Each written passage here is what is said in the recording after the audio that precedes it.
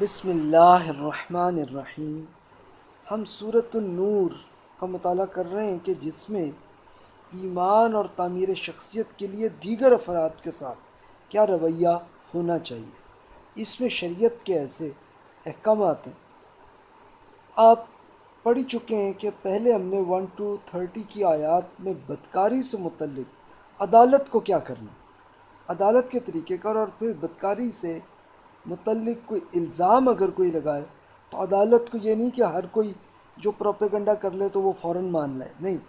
بلکہ اس کے لیے انویسٹیگیشن کیا ہوگی، کیا طریقہ ہوگا، وہ اس میں کیا جائے گا اور ہوتے ہوئے یہ معاملہ ہوگا۔ تو تب آپ پچھلے لیکچر میں پڑھ چکے ہیں کہ ایک خاص واقعہ رسول اللہ صلی اللہ علیہ وسلم کے زمانے میں یہ ہوا کہ یہ ایک پروپیگنڈا منافقین نے کیا گیا کہ ایک سفر کے دوران جب ایسے سفر کرتے کرتے اسی طرح کیبن پہ خواتین بھی مرد بھی جو بیٹھتے یا لیٹ لیتے تو ایک صاحب چلا رہے ہوتے تھے، اور سیدہ عائشہ رضی اللہ تعالیٰ عنہ کے ساتھ یہ واقعہ ایک حادثہ ہوا تھا کہ آپ باہر تشریف لائی تھیں تو اپنا کوئی سامان، کچھ زیور یا کوئی چیز وہ گری ہوئی تھی، تو اب وہ ڈھونڈنے کے لیے گئیں، تھوڑی سی دور گئیں، جب آئیں تو وہ پورا قافلہ چلا گیا تھا، اور اب آپ بہت پریشان تھیں کہ اب کیا کروں۔ تو اس میں رسول اللہ صلی اللہ علیہ وسلم نے ایسے ایک بندے کو پیچھے رکھا ہوا تھا کہ دور سے ذرا پیچھے سے چلتے ہوئے آئیں تاکہ دیکھیں کسی کی کوئی چیز گری ہے یا کچھ ہو تو وہ پکڑ لیں۔ تو تب دیکھا سیدہ رضی اللہ تعالیٰ عنہ بیٹھی ہوئی تھی، تو انہوں نے کہا کہ ام المومنین آپ بیٹھیے، تشریف رکھیں، آپ اونٹ پہ میں آپ کو لے جاتا ہوں۔ تو وہ لے گئے، اور جب وہ پورے قافلے میں پہنچ گئے تو تب منافقین کو بڑا موقع ملا کہ یہ پروپیگنڈا کریں، اور انہوں نے یہ پروپیگنڈا کیا کہ جی دیکھیں جی ان کو آپ اللہ کا رسول کہتے ہیں، تو وہ تو جی ان کی تو بیگم ایسی، تو اس طرح کی پروپیگنڈا ہوا۔ تو اللہ تعالیٰ نے تب یہ قانون بتایا کہ بھی ان کیس اگر ایسا کوئی پروپیگنڈا ہو تو پہلے 4 گواہ لیجئے، 4 گواہ نہ لائے تو اس کا 80 کوڑے کی سزا ہو، یا پڑ چکے۔ اب ہم آگے دیکھتے ہیں کہ اس پہ اہل ایمان کو کیا رویہ ہونا چاہیے تھا، اس کی تفصیل بتائیے، اور یہ بتایا گیا کہ کرنا کیا۔ تو اب یہ بہت بڑا یہ اسکینڈل بہت پھیلا ہوا تھا، اور بہت لوگوں پہ یہ باتیں چل رہی تھیں، یہ معاملہ خود سیدہ رضی اللہ تعالیٰ عنہ پہ بہت تکلیف تھی، اور خود رسول اللہ صلی اللہ علیہ وسلم پہ بہت ہی تکلیف تھی۔ آپ کے ذہن میں یہ سوال آ سکتا ہے کہ بھئی یہ اللہ تعالیٰ نے کرنے کیوں دیا؟ جو ایسا ذہن میں سوچتا بھی تو اس کو اللہ تعالیٰ مار دیتا۔ اللہ تعالیٰ نے اصل میں اس کا قانون، اس کا طریقہ یہ رکھا تھا کہ ایک ریئل سچویشن میں ہی معاملات آئیں، اور آتے ہوئے پھر اس کے لیے یہ ہوگا کہ اہل ایمان اور خود رسول اللہ صلی اللہ علیہ وسلم کا اپنا امتحان ہو جائے گا کہ آپ پہ جو تکالیف آئیں گی تو پھر ان کا ایمان کیسا رہتا ہے یہ ہمیں بھی پتہ چل جائے گا۔ اسی طرح سے صحابہ کرام رضی اللہ عنہم پہ بھی آئیں گے، آئیڈیاز آئیں گے، اور یہ سب شیطان کا جو پروپیگنڈا وہ بھی آ جائے گا، اور پھر اس کے ساتھ وہ اپنی ایمان پہ قائم رہتے ہیں، تو یہ امتحان ان پہ بھی تھا۔ اور ہمارے لیے اس طرح سے کہ ایسا سچویشن اگر ہمارے ساتھ آ جائے تو ہمیں کیا کرنا ہے اور کیا نہیں کرنا ہے، یہ پورا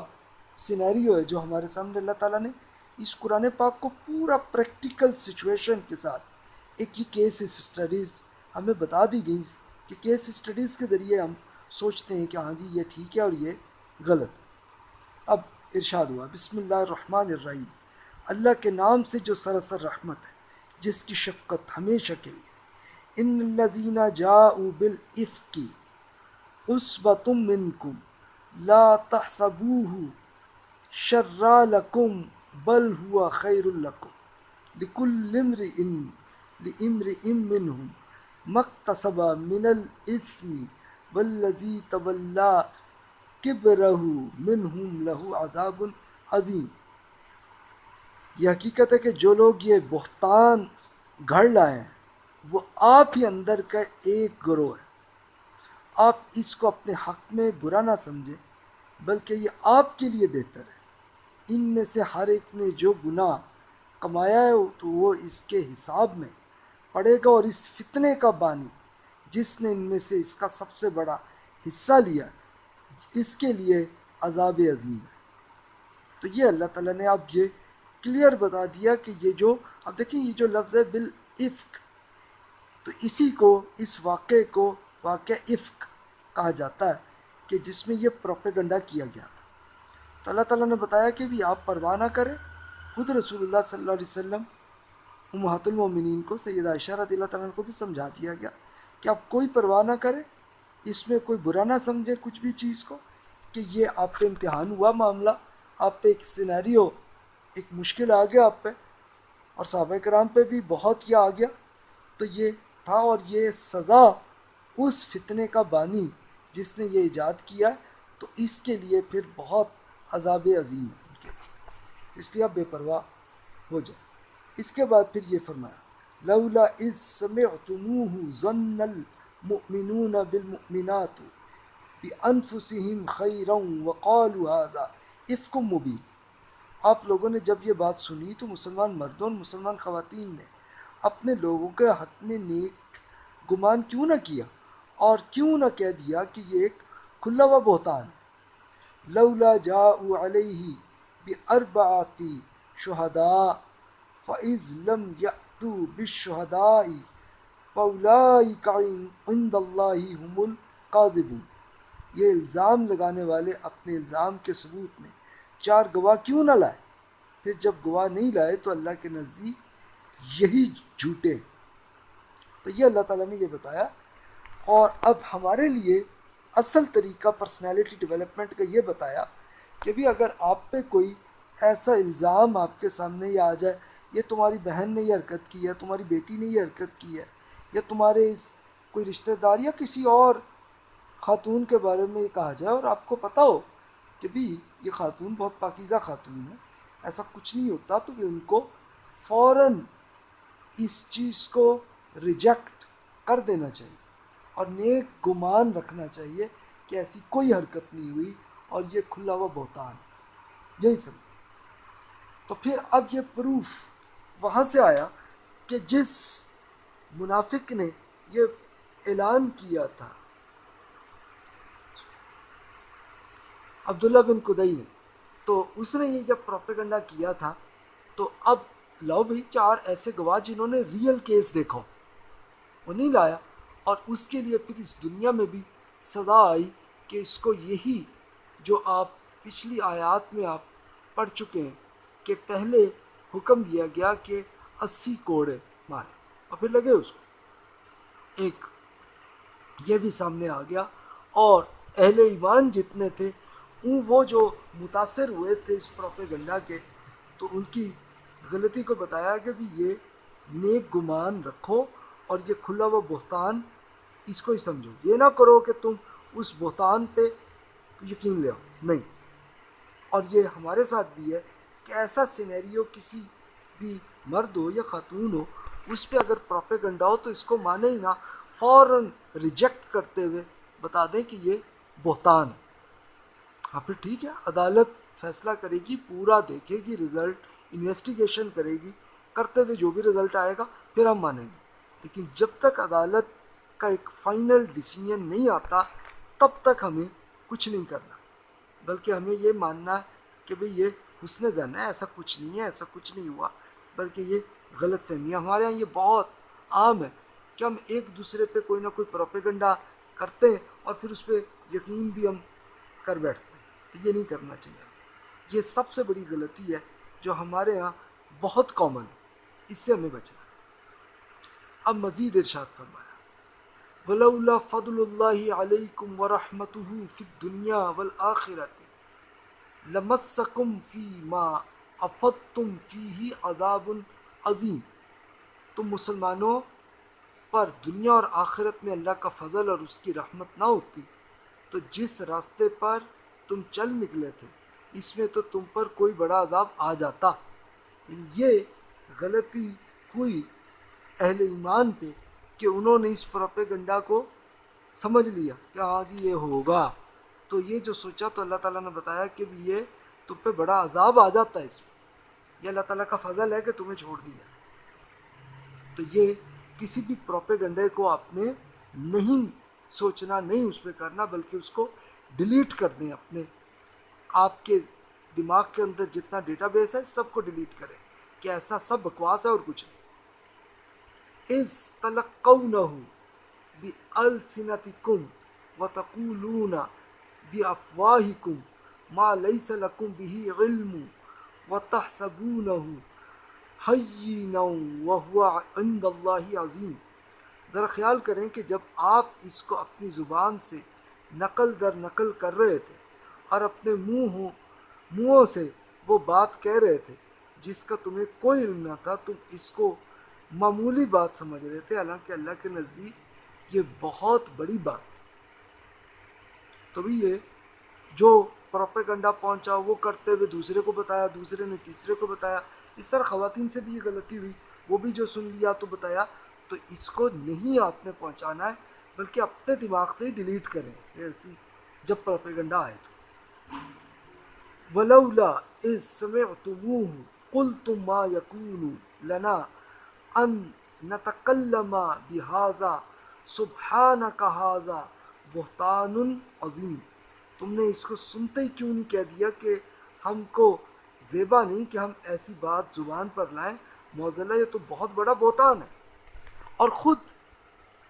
اہل ایمان کو بھی یہ پتا تھا کہ یہ جو بندہ جس نے یہ پورا یہ پروپیگنڈا جو سکینڈل بنایا ہے تو وہ خود ایک منافق ہے،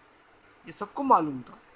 تو بھی یہ تم نے اس کو پھر بہتان کرتے ہوئے اس کو ڈیلیٹ کیوں نہیں کیا، تم کیوں اس کو آپس کی گفتگو میں لے آئے؟ تو یہ غلطی ہوئی، تو اللہ تعالیٰ نے یہ بتایا۔ پھر فرمایا یعظکم اللہ ان تعودوا لمثلہ ابدا ان کنتم مؤمنین۔ اللہ تمہیں نصیحت کرتا ہے کہ اگر تم مومن ہو تو پھر کبھی ایسا نہ کرنا، یعنی ٹھیک ہے پہلی غلطی کر لی، اب اگلی نہیں کرنا۔ اور پھر صحابہ کرام نے دوبارہ کبھی نہیں کیا ایسا۔ وَيُبَيِّنُ اللَّهُ لَكُمُ الْآيَاتِ وَاللَّهُ عَلِيمٌ حَكِيمٌ۔ اللہ تمہارے لیے اپنی آیتیں کھول کھول کر بیان کرتا ہے اور اللہ علیم و حکیم ہے۔ إِنَّ الَّذِينَ يُحِبُّونَ أَن تَشِيعَ الْفَاحِشَةُ فِي الَّذِينَ آمَنُوا لَهُمْ عَذَابٌ أَلِيمٌ فِي الدُّنْيَا وَالْآخِرَةِ وَاللَّهُ يَعْلَمُ وَأَنْتُمْ لَا تَعْلَمُونَ۔ اس میں شبہ نہیں کہ جو لوگ یہ چاہتے ہیں کہ مسلمانوں میں بدکاری کا سکینڈل ہو اور ان کے لیے دنیا میں بھی دردناک سزائے اور آخرت میں تھی، ان سب لوگوں کو اللہ جانتا ہے مگر تم نہیں جانتے۔ وَلَوْلَا فَضْلُ اللَّهِ عَلَيْكُمْ وَرَحْمَتُهُ وَأَنَّ اللَّهَ رَءُوفٌ رَحِيمٌ۔ حقیقت یہ ہے کہ اگر اللہ کا فضل اور اس کی رحمت تم پر نہ ہوتی اور یہ بات نہ ہوتی کہ اللہ رؤوف اور رحیم ہے، تو اس گناہ کی پاداش میں تم لوگوں پر بھی بڑی آفت آ جاتی۔ اللہ تعالیٰ نے بتایا کہ بھی یہ آپ نے اس پروپیگنڈا سے متاثر ہو گئے، یہ بھی آپ کے لیے یہ غلطی تھی، اس سے آپ نے بچنا ہے۔ اور پھر صحابہ کرام اس سے بچے رہے، لیکن انفارچونیٹلی رسول اللہ صلی اللہ علیہ وسلم جب اس دنیا سے اب چلے گئے تو تب یہ حرکت ہوئی تھی۔ صحابہ کرام نے تو کچھ نہیں ہوا، لیکن ہوا یہ کہ منافقین نے ایک بڑا پروپیگنڈا کیا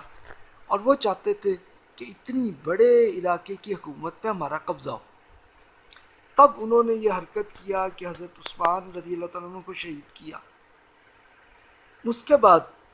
پھر جن صحابہ کرام رضی اللہ عنہ نے اسی پروپیگنڈا کرنے والی، جس کو اب دہشت گرد پارٹی کہہ سکتے ہیں، اس میں انہوں نے زبردست ایکشن لیا، خاص طور پہ حضرت طلحہ، زبیر اور سیدہ عائشہ رضی اللہ عنہ نے اس کو بھرپور طریقے سے ان کے بڑے بندوں کو مارا۔ تو اس وقت خلیفہ حضرت علی رضی اللہ عنہ تھے، تو اب تشریف لے گئے ان کے پاس اور انہوں نے بتایا کہ بھی دیکھو ان کی یہ جو ایک دہشت گردوں کی اگر آپ نے 500 بندوں کو آپ نے مار دیا تو اس کے رزلٹ میں 5000 بندے آ جائیں گے، کیونکہ ابھی تک ان میں وہی جاہلیت کا معاملہ ہے کہ جو ہمارے قبیلے بندے مارے گئے تو ہم بھی سارے کریں گے، تو یہ رزلٹ ہوگا تو اپنا کریں۔ تو انہوں نے بالکل مان لیا کہ جی بات آپ کی درست ہے۔ اور لیکن رات میں پھر یہ ہوا کہ اسی دہشت گردوں نے خود صحابہ کرام پر یہ جنگ کی، اور اس جنگ کی سچویشن یہ ہوئی کہ حضرت طلحہ اور زبیر رضی اللہ عنہما دونوں شہید ہوئے، اور سیدہ عائشہ رضی اللہ تعالیٰ عنہ کو شہید کرنے کی بڑی کوشش کی، لیکن اس وقت حضرت علی رضی اللہ تعالیٰ عنہ اس موقع پہ آئے اور انہوں نے اس دہشت گردوں سے بڑا روکنے کی اور سیدہ عائشہ رضی اللہ تعالیٰ عنہ کو بالکل وہاں امن کے ساتھ وہ پھر ان کو بجایا۔ تو یہ واقعہ ہوا تھا۔ اس کے بعد پھر یہ دہشت گرد یہ چاہتے تھے کہ جناب سارے گورنر ہٹ جائیں اور ہم لوگ اس کے گورنر بنیں، اور یہی کوشش تھی، لیکن اسپیشلی بہت ڈیپتھ سے حضرت معاویہ رضی اللہ عنہ سمجھتے تھے، تو انہوں نے ان کے اس پروپیگنڈا کو نہیں مانا۔ تو تبھی یہ پورے دہشت گرد یہ آ کر حضرت معاویہ رضی اللہ عنہ سے جنگ کرنے لگے کے لیے تیار تھے۔ تو حضرت علی رضی اللہ عنہ نے بہت ان کو سمجھایا کہ بھی آپ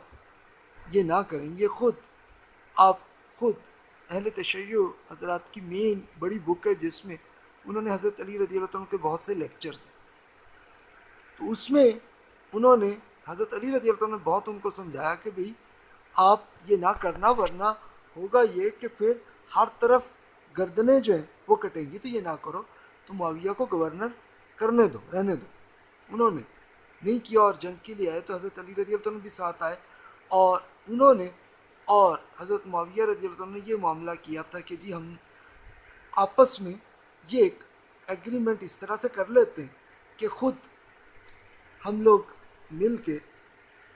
ایک ایک شخص کو ہم بلا لیں، ایک آپ کی طرف سے ایک ہماری طرف سے، اور وہ لے کے ایک عدالت کے طور پہ وہ ایگریمنٹ کریں کہ کیا ہونا چاہیے۔